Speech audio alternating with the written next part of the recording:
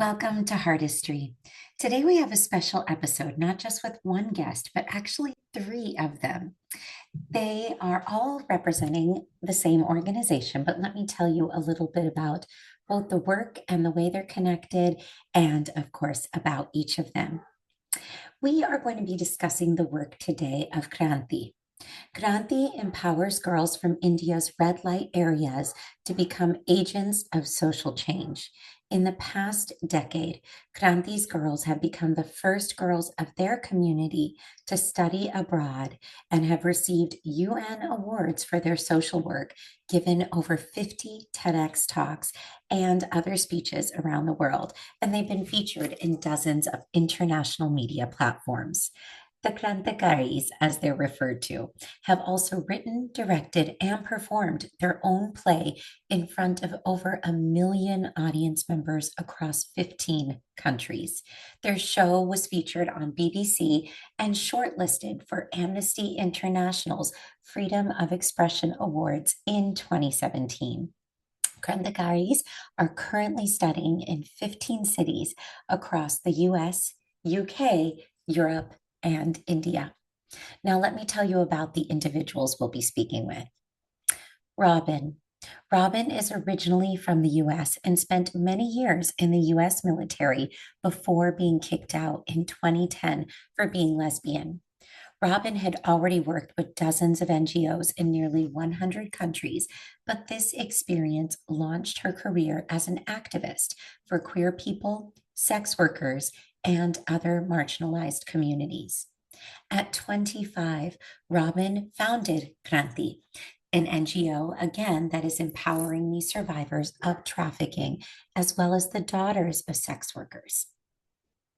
Robin has received numerous awards for her work.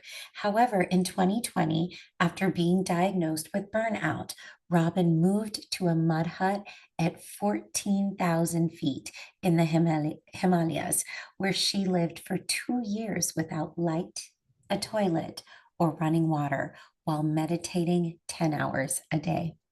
Robin returned to civilization in 2023, faced cancer and a double mastectomy. And in 2024 is when she had that double mastectomy. And then in 25, welcomed 30 new Krantikaris to the organization. We'll also be speaking with Mehek and Asmita. Mehek is an educator, theater artist, and a daughter of a sex worker born in the brothels of Mumbai's red light area. After losing her mother as a child and escaping sexual exploitation, Mehek found her way to Kranti. Mehek is a recent graduate of Sal Regina University with a degree in theater arts, and Mehek is the first girl from a red light area to perform on Broadway. Mehek will begin a master's in education at Columbia University this fall, and today she is dedicated to helping the next generation of girls using theater as both a tool for healing and for rewriting their own stories. Asmita. Asmita also grew up in Mumbai's red light area and found her way to Kranti as a teenager. Before studying special education in Philadelphia, Asmita worked on issues ranging from housing rights in the slums of Mumbai and with the children of sex workers in Delhi's red light area. Today, Asmita leads Kranti School, making it the world's only school for daughters of sex workers, run entirely by daughters of sex workers. Over the past 2 years, Asmita has helped guide the next generation of Kratikaris as they build lives far beyond the limits society once imagined for them. Please join me in welcoming Robin, Mehek, and Asmita of Kranti to Heartistry.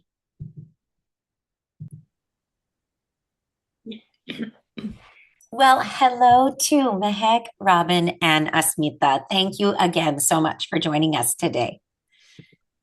Thank you for having us. Thank you. Really a pleasure. And we heard so much about, of course, the history of Kranti and the organization, the way each of you are involved and how you came to be involved. But needless to say, there's going to be so much more to get into. So I'm really looking forward to all of that. Um, Robin, as we heard, you are the founder, and anything that you can share. Again, yes, we heard a little bit about your history being in the military. Anything you'd like to elaborate on that, and really how and why um, you founded Kranti? I understand the vision behind it, but the why would be really wonderful to hear more about. Yeah. Um, I think that, Kranti's work, and of course, within your introduction, speaking about all the girls' accomplishments and achievements and the incredible things that they've gone on to do. I mean, speaking at the United Nations, attending Columbia University. I think that I've always just had a personal belief that every child who's born on this planet, whether they're born in a refugee camp or a red light area or in a brothel or wherever it may be, has an incredible gift to offer the world. And I spent quite a bit of time traveling and volunteering with NGOs in dozens of countries. And one of the things that I always saw is this concept of, you take children out of marginalized communities or even within the communities. What kind of programs are we providing them? It's always about, sewing and cooking. And, like, what if somebody who's born in a brothel wants to be an astronaut? Yep. And what if somebody who's born in a refugee camp, wants to be a journalist? And why is it that we always look at these kids as in, these are the limitations that you should accept because of where you're from? So Yeah. for me, starting Kranti was really, it's of course a personal journey. And I think all of us are connected to Kranti or interested in Kranti for different reasons. But of course, we all come with our own histories and personal histories of abuse, of discrimination, of things that make us want to spend our lives doing social justice work or making the world a better place for someone else than it was for us. And in that sense, I think also, looking at the things that the girls have managed to accomplish, Kranti's work proves that every single child is capable of achieving incredible things if we're willing to invest in them. Then, of course, the onus is on us and the rest of the world, right? Why is it that we have this belief that children in brothels or children in refugee camps are only able to achieve this much and that they should be content with the limited opportunities that they're given?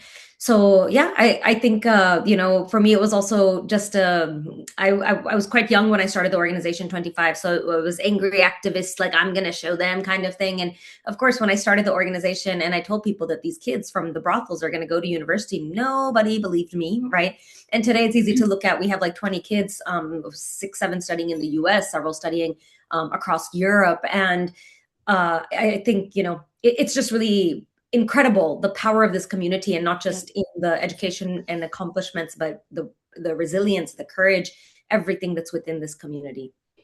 Oh, I love all of that. And it's ironic. It's like it is the hardest part of the work is convincing people of the potential, right? It's actually such a simple formula. It's about just believing in human potential and providing the resources and access. Like that's really the sweet spot. And so as you began the work, you mentioned again you'd been working in the sphere of NGOs in multiple countries, but how did you go? How did you then end up getting the buy-in? Where did you start? Did you start in Mumbai? Yeah, and how did you build the trust? I mean, I also want to name that it's the trust in those who can support the endeavor, but Mhm. also the trust in the community in which you're hoping to empower. I know. I actually just so Asmita's older sister is one of the other young women who's been with us for quite some time. She was the first girl from a red light area ever to study abroad, and I got a scholarship to Bard College and stuff. And now when I look back, I'm like, what on earth was her mom thinking, handing a 16-year-old kid over to a 25-year-old kid? And I think just kind of seeing now her mother also works with us, and she's been with us about 12 years. And this woman is Asmita's mother. She is one of the most like kind of village elders, if you will, in the red light area. And people are always calling her for advice and for figuring out what should I do about my kids XYZ. But I think she has 3 daughters. Her youngest sister studies in Rome. Asmita studied in Philadelphia, and her older sister studied in New York and in Pisa. And so, there's like this concept, like so many people now are just kind of always calling her mom, like, oh, I wanted to find out what I should do about my daughter. How do I make my daughters like your daughters? And, things like that. So the community trust and buy-in, it was quite a journey. People don't just wake up I'm for all intents and purposes a foreigner, right? So you don't just, and many people come along with this community and promise huge things and don't manage to deliver. And they walk in and have this attitude of knowing what's best. And they really, it's like almost like a social work playground for so many people. So I have no way to prove that I'm any different, right? I'm just Yeah. one more person out of thousands of people who come through the red light area with the best of intentions and great ideas of how they're going to fix your problems, even though they don't Yeah. understand the problems. So in that sense, that was a long process and a long journey. But now, of course, I mean, it's been 15 years of my life. And also, I think, just seeing the incredible stories of where the girls have gone on to, we also have another girl who's studying in Italy right now, and she has a 2,000 euros a month stipend. So she lives in Italy for her master's degree, but it's also, she got her mother a flat in Mumbai, and it's the first time that her mother moved out of the brothels.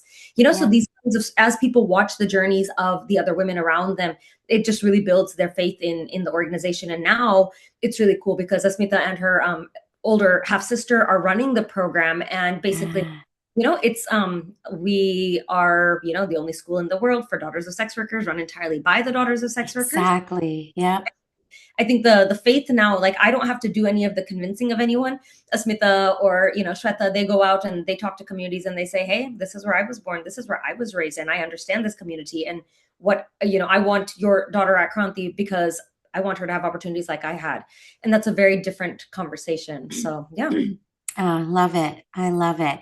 Well, and I asked this before we were recording, but again, Mehek, tell me, what is the Kranti, the meaning?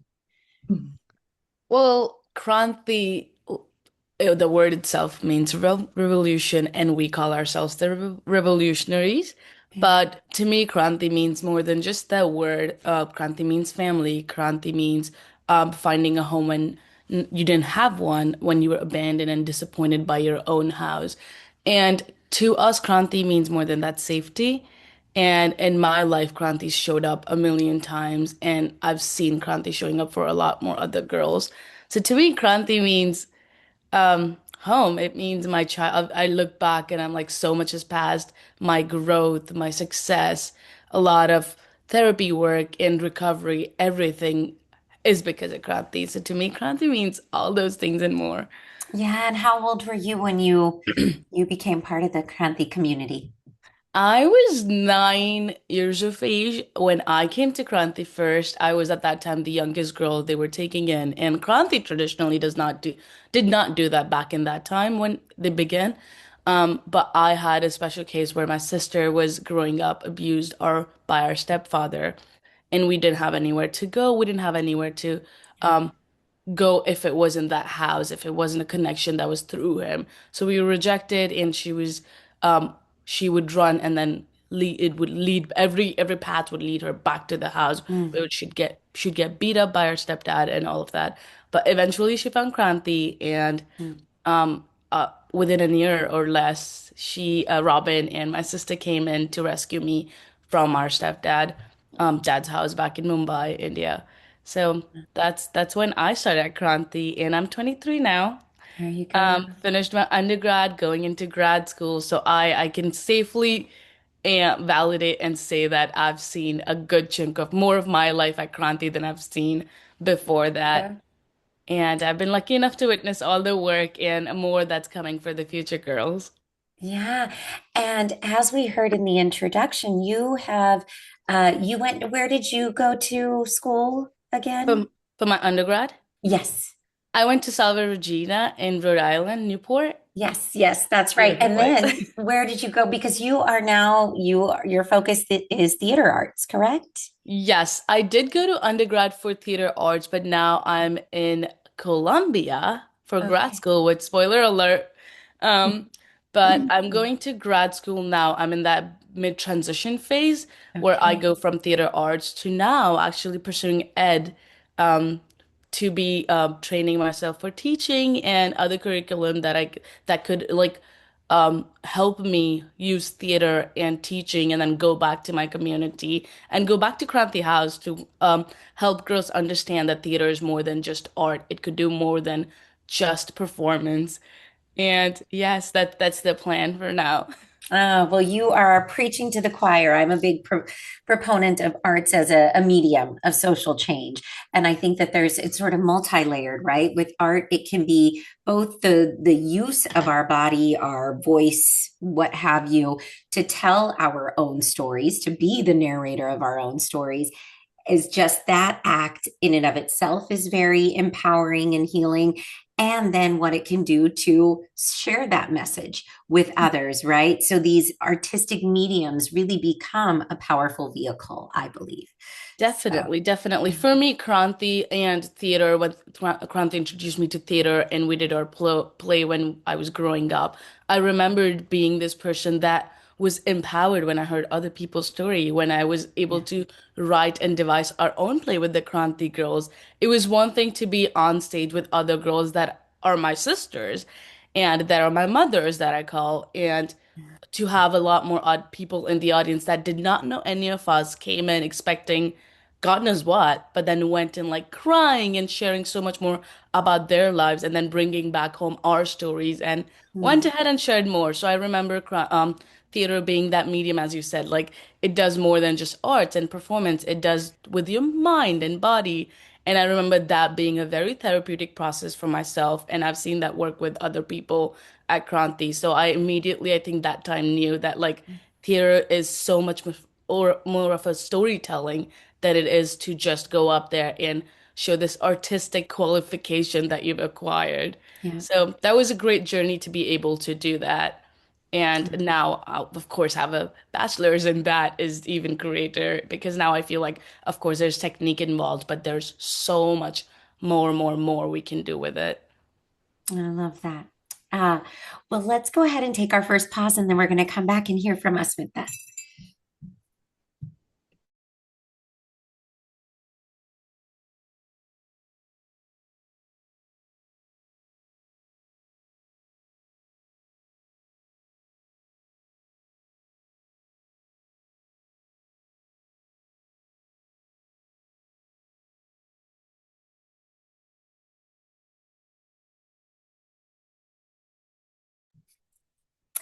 Welcome back to Heartistry. This is Farah, Yasmeen, Shaikh, and today we are speaking with three individuals from the organization Kranti. We have three guests, Robin, Mehek, and Asmita.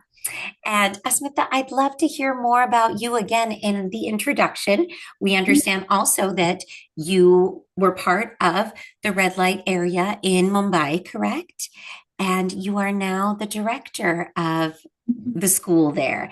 And again, Robin, you really already reinforced it. It was said in the introduction, but I think it's worth repeating that it is the only organization of this type that is serving the community in the red light areas. And it is run by the daughters of the sex workers of those very areas. And so just again, that real sense of agency and sensitivity and awareness on so many levels. So, Asmita, tell us both, as I asked Mehek, how you came to be part of the community and how you grew into the role that you're in now. Wait, before that, I want to do some complaining about her. Please.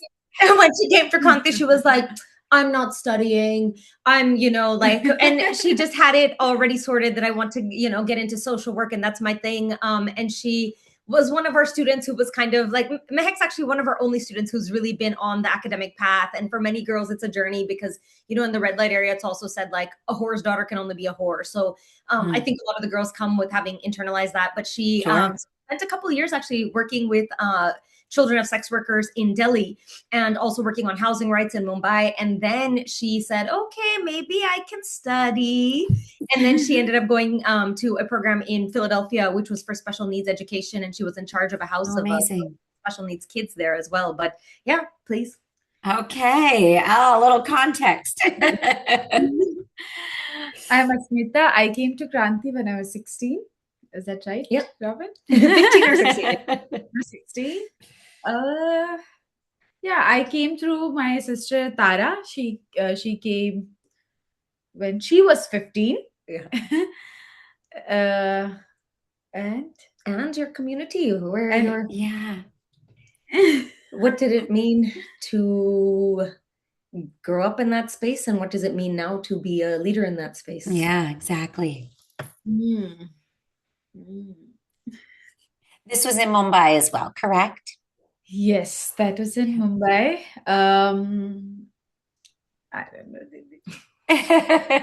So tell me what you're, Asmita, tell me what, I know you're currently traveling, but when you are back in India and, on the ground doing the work, tell me a little bit about your day to day. Oh my God, I'm just yelling every day. Go take shower, go do your homework. Yeah. It's your therapy time. It's your tuition time. Yeah. And just solving their fighting. So we have about 30 young Yeah. girls in the house now, ages 8 to 20. And you can talk about Kranti school a bit as well. But, some of the girls go to mainstream school and some of the girls we have an alternative Kranti school type of program.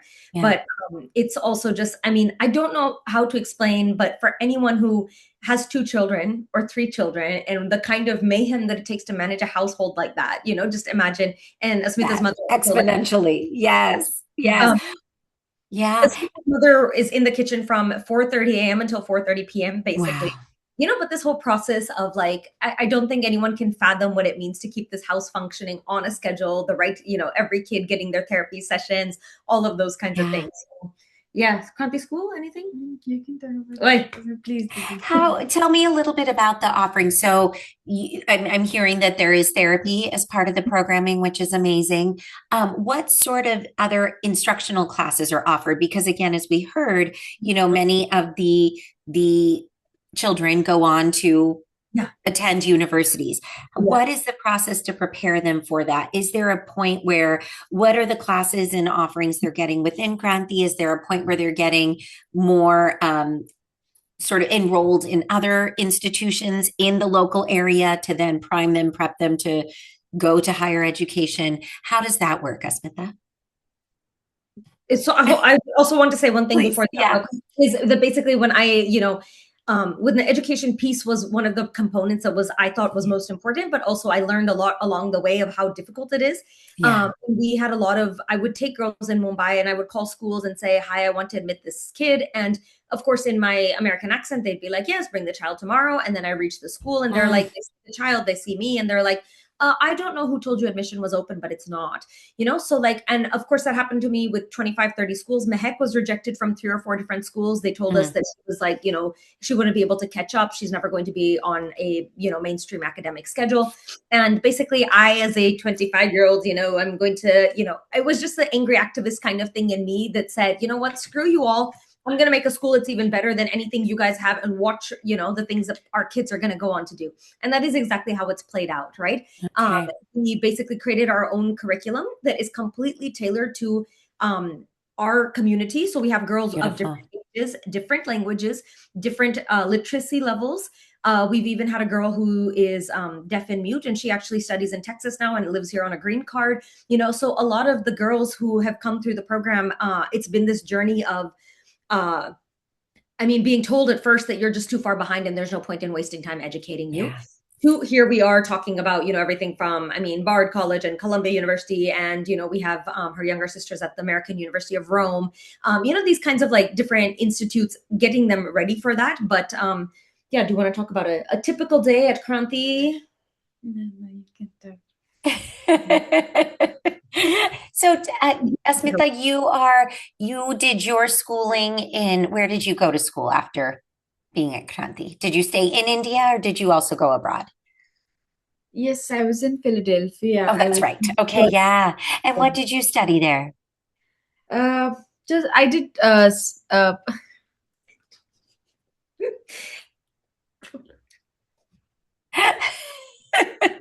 Sorry, I get very No need to be shy. Just imagine we're just having a regular conversation. That's what she said. She was like, you shouldn't have told me it's being recorded. Golden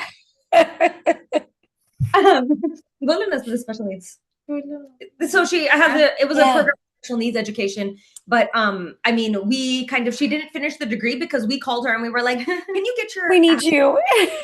because there were so many girls at that point, and it was just kind of about, I mean, it sounds like a lot, but just having 5 Yeah. women in a household where there's 30 girls is also like, it's absolutely nothing. And when you look Absolutely. at the part of what you're asking about the getting them to university and all these things, like what does it take to get a kid who's born in the Bay Area into, through a normal education at a normal school with an incredible support system, an incredible set of teachers and parents and community members who are invested in their success? What does it take for them to get to, say, Columbia University, right? So Yeah. imagine what the journey is for a kid coming out of a brothel or the red light area. Right. And in that sense, it's the community here. And I mean, just kind of joking, but also to be very blunt about this, sometimes people say to us like, oh, I work in adoptions and I'd love to talk to people about adopting some of these girls. And I'm like, if you ask any of these kids, Mehek or Asmita or any of, if they wanted to be adopted into a normal family and have a normal life, or they wanted to grow up in this community, everyone's going to say they wanted Kranti, right? We have 3 girls, including her younger sister, who are best friends growing up in the red light area, going to kindergarten together or whatever. And now all 3 of them study in Europe. So there's 2, one in Florence, one in Paris, one in Rome. And they just kind of like hang out once a month. And like, the concept of like, this community got me where I am. Yeah, And totally. education part of it also is a huge, like the community plays a huge part as well, because Meg's called me once or twice, when she's had a performance or she performed on Broadway, and I remember her calling and it was like 5 a.m. in India, and I thought it was an emergency because why would she call me at 5 a.m.? Right. The phone, and she was like, everyone's family is here. I just wanted to see your face. Okay, you can go back to sleep, But it needs to have that community, and I think that's the part that's never given enough credit in the educational. Yeah. Very true. 100%. I mean, the totality of who we become is because of the totality of our experiences, right? It's never anything singular or compartmentalized. And so I really appreciate you naming that. And I also, it's important for people to hear that we tend to generalize and categorize people's experiences. And, whatever the circumstances may have been, it was still home. It was still family. It was still, being together in that area. That is part of who you are. And so being away from it is not necessarily the answer. It's how do we work within it? How do we exist within it? How do we create healthy lives within it? Yes. So yeah, no, I hear all of that. Mehek, tell me, so you're at Columbia. You're, like you said, you're doing your master's now in education. And does it have an emphasis in theater as far as the program, or is this something you're looking to bridge? It is definitely something personal for me that I'm looking to Beautiful. bridge, Yeah. because we just like put ourselves out there and we're like, Columbia has this great program. And I kind of sneakily put this information into like a conversation Robin and I were having right after I was like close to graduating. And I was like, I see all my like friends who are teachers, and they go to middle school and like high school, and they have so much fun. And I would also like, when I come back to India, I work with a bunch of Kranti girls that are doing the extracurriculum at the house. So I was just telling Robin that like I genuinely miss this, and I wish I could do that as my career. And one thing about Robin, if you know her, is you say the word and she'll make it happen. And we've seen it over the years so many times. Sometimes it's kind of scary because you make a joke about something, and next thing you know, you're in theater school. But for me, it was definitely something personally. I was thinking if I could kind of bridge that, like combine both of those worlds. So it's very new to me, and I haven't started at Columbia. I started in September. So I'm Okay. terrified.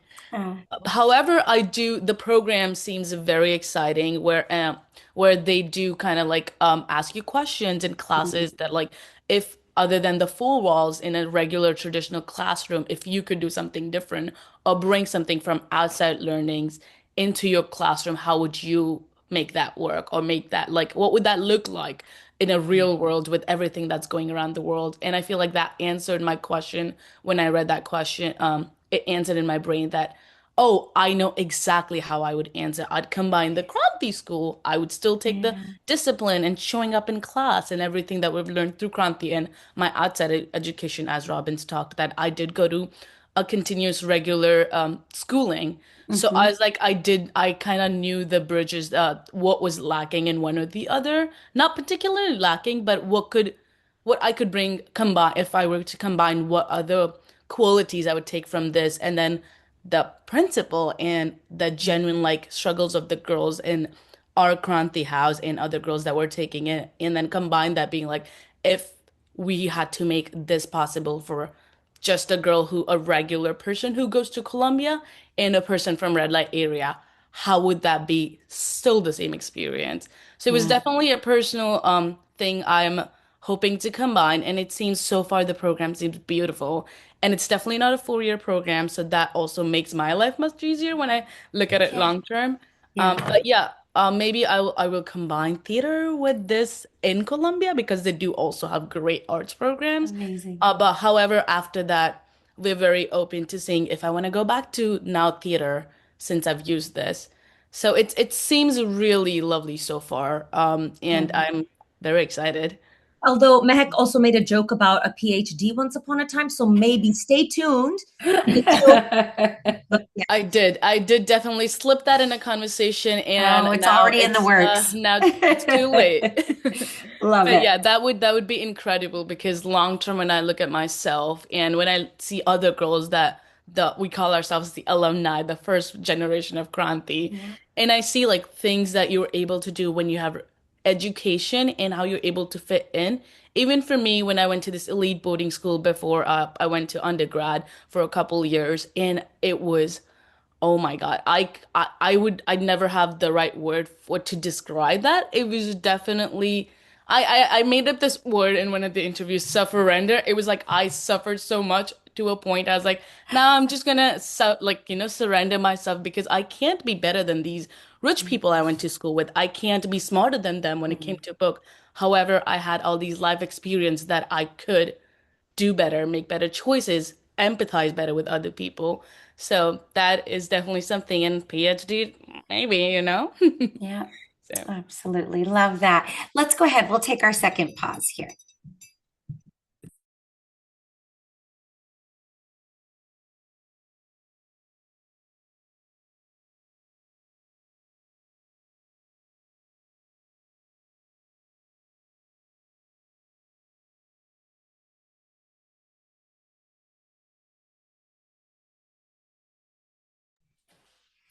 Welcome back to Heartistry. This is Farah, Yasmeen, Shaikh, and today we are speaking with Asmita, Robin, and Mehek of Kranti.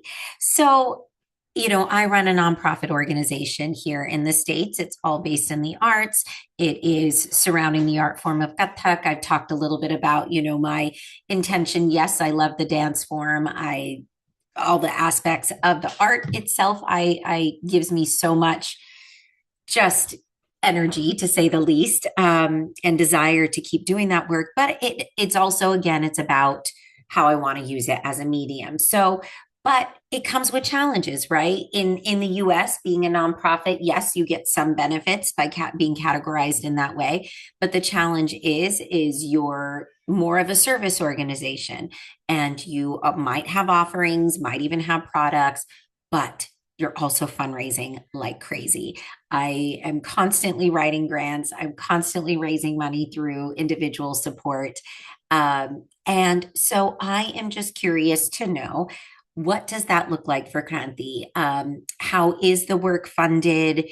Uh, how is it sustained? And so on. So whomever would like to answer some of that, and that would be great. Way to get into the most boring nitty-gritty parts But the of. very necessary, isn't it? And Um, this is how others also find out how they can support. So we'll take it from that perspective. so first of all, I have to just say that I am now, everyone jokes that I'm like the grandmother at Kranti because, these were my kids, this age generation or whatever. But now the new kids, they're kind of like, they just look at me as some like, nobody listens to me, first of all. If I want to like yell at somebody or scream at someone, I have to be like, I'm going to call Ashi, or, like if I have to call her in order to get them out of my room, I have to call her in order to get chores done. I have to for everything. So it's really lovely on one level because I'm like the old lady who gives out chocolate, and I'm like, that kind of thing. And I'm the person who gives permission for, if she'll say like, no, you can't go play in the rain, you haven't done your homework. I'm like, yes, of course you can go play in the rain, So, that's really lovely. But of course, that being said, my full-time job is fundraising, and 99% of my life and effort and energy goes there. I just want to share that one of our big transformations was in 23. Over the course of from 2011 until 2013, for 12 years, we lived in Mumbai, worked in the red light areas in Mumbai. We rented small apartments, and basically we would tell people that we work with orphans, and this is a group of orphans living in the home. Then, of course, her sister was in the news for getting into Bard College. Next day, we get an eviction notice. And, on it went for, we've been evicted from 8 homes over the course of 12 years. Wow. So in 2023, we had the last eviction, and I was like, screw this, we are leaving town. We moved across the country to Dharamshala, the foothills of the Himalayas. We are neighbors with the Dalai Lama. He's like 20 minutes walk from our house. And it's just a really incredible community. But at that time, I came to the US to fundraise, and I said, I need $400,000 and I'm not going home until I have it. And it was quite a journey of, small events, a few chit chats, meeting people who you just never know, right? Every conversation might lead to $1,000 or it might lead to $10,000, and you just never know. So, then I've come back a couple times since then. And after we raised the money, we got the money. And in the process, I got cancer and landed back in India, picked up 16 girls from the Delhi train station. And then a couple days later had a double mastectomy. And in the process of all this, of course, I started thinking about what it means for an organization, right? My biggest dream was always that the next generation of leadership is going to come from within the community. And of course, you can see that that's, already happening. So now in terms of sustainability, like we have this home or this space where we're able to welcome girls from red light areas all over India, and, just have these incredible like support system. And then in terms of people, we have the sustainability aspect through the community itself. And my last role, I feel, is, to ensure the financial sustainability of the organization, because, as much as like, despite all of the things that they've accomplished and everything that they've done, they also will remember, like, they've had plenty of months where we didn't even have enough money at Kranti to eat anything besides dal chawal, like rice and lentils. And that was it for months on end. There was not enough money for vegetables or eggs or fruit or anything. And I've had to make a lot of really tough decisions in the process of, sometimes do pay for life-saving medical care for a teenager, or do you pay the rent for 25 people, And I never want the next generation of leadership to have to make those kinds of decisions. So I'm actually here. Part of why I'm here in the Bay Area is I'm raising a $5 million endowment, 2 million of which is already secured, 3 million. And I think, for us, that basically means that, and we keep joking because people keep asking me like, well, what are you doing after you raise the 5 million? I'm like, I'm spending a month sitting in my balcony in the Himalayas, drinking coffee every morning and Prosecco every evening, right? And of course, with that journey, it's very much a matter of like, we're going to raise that money, and then we're going to be like, okay, we have enough to take care of the basics, and then we're going to expand our programs, right? That's of course what's going to happen. So it's like that 5 million also is not, nothing is ever the right amount. Yeah. We've been lucky enough that we're supported by quite a few foundations in India. So including like Ananya Birla's foundation, Azim Premji Foundation.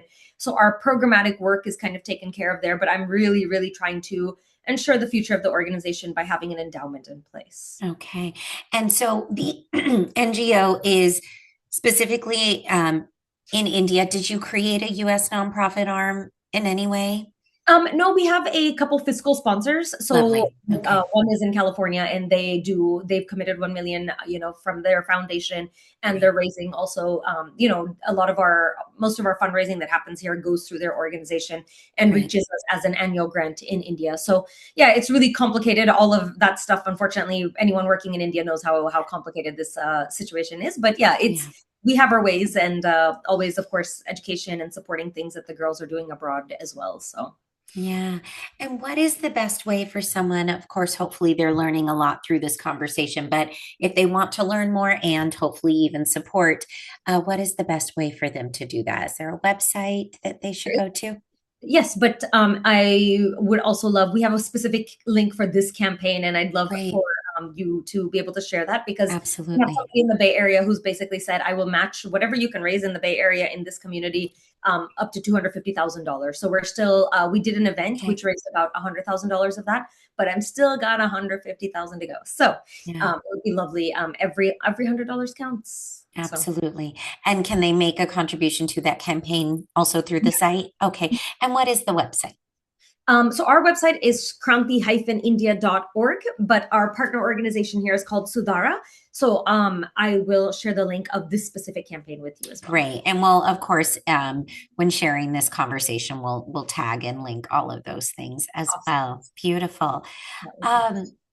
What I'd love this to be something, if each of you, in one or two sentences, if you will, what do you hope for the future of Kranti?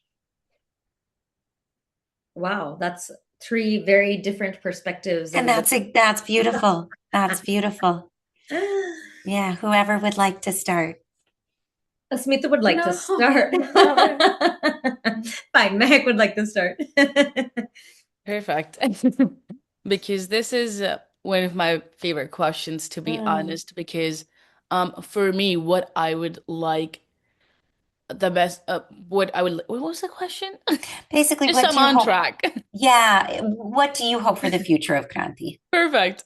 What I hope for the future of Kranti is, as Robin said, we have it run around and being evicted so much, and the house is already now, luckily after all these years, secured. But with that, of course, the house is now set, which says a lot about our personal security, sense of that belonging is set in stone. However, I would love for the new batch of girls to see the light of the future the way we are. I'd love for them to understand, of course, that there is this bigger community that is out there in the world supporting them. And for them to just be able to speak their hearts out and know that somebody on the other side of the screen or in the audience is there to listen to their story and only their own.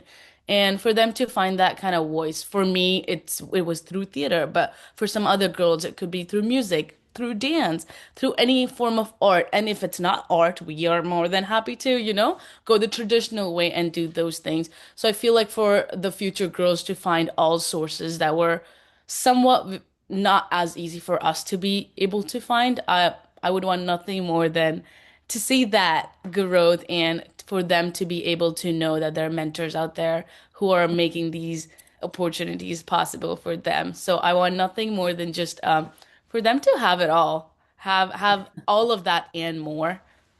Beautiful. Love that. And you see, you got a thumbs up without me even trying there. So Sentences, not two paragraphs. That's okay. All said with passion. Yes, Asmita, Robin, either of you. So just real quickly, that what Mehak's saying, it's really funny because we have all these 8, 9, 10-year-old girls in the house, and they're all close to someone or another who's abroad, because they see these things home, and they're in touch. And now we have like these 9-year-olds being like, what time is it in Paris? I need to talk to my Didi in Paris. And I'm like, first put Paris on a map. Tell me where it is, and I'll tell you, what. But it's just incredible the fact that they know. I mean, they know it's their future, right? That they're also going to go study in Paris. They know that they have this incredible community supporting them. So it is, really incredibly lovely. I think for me, as much as I feel very like everything's kind of been done, I think I could not have dreamt of anything more successful than the things that the girls have already achieved. Asmita to, of course, come back and, dedicate her life to this work. And we always joke about for both of the young women who are working with us full time, studying in Philadelphia and studying in Italy and studying in New York and stuff. It's one thing to say oh, I'm going into social work because I have nothing better to do. And it's another thing to study in these places, have all the opportunities in the entire world in front of you and say, I want to do this because it's the best thing I could possibly do with my life. Yeah. And so I think, that is one type of success for me. And of course, yes, Columbia University and all these things are a whole different type of success.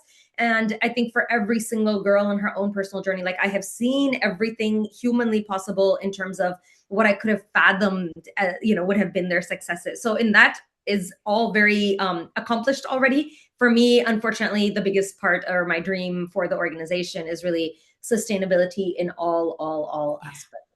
So Love it. Love it. Asmita, would you like to add anything? Yeah, I just hope that my girls have all the happiness and strength. Love it. Couldn't have been said better, and such a beautiful and powerful way to close at least this conversation. Really so appreciative of each of you taking the time to share more about your own personal journeys. And again, the fabulous, really profound and critical work of Kranti.